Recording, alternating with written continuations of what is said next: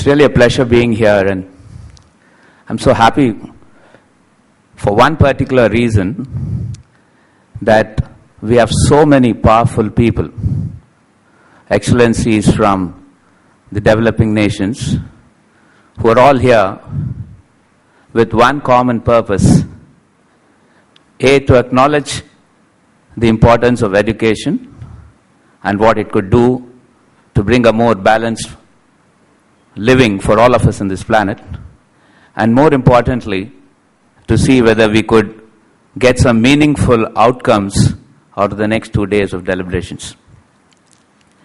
As Rajesh from SAP said, I would like to believe that there is hope, there is opportunities, and there is a willingness in all of us to take this forward, despite the several issues that were raised earlier, all of them genuine in terms of constraints.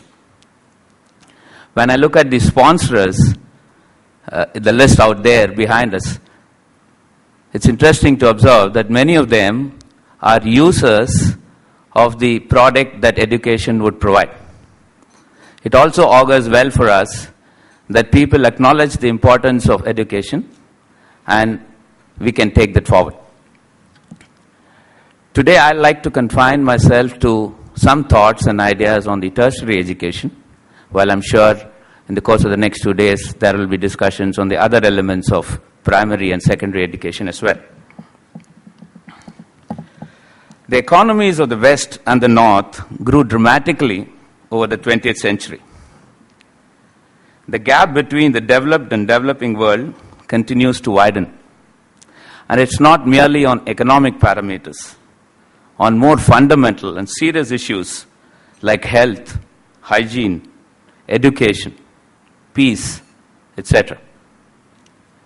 There is enough empirical evidence to say that education is correlated with greater economic prosperity, it reduces social strife, and improves overall health of a nation.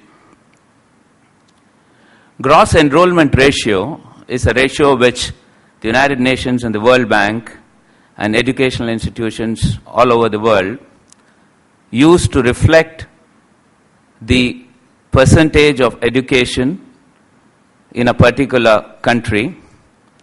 It is nothing but to say the eligible youth who could get into that category of, let us say, tertiary education as a percentage of the total youth which get in that country.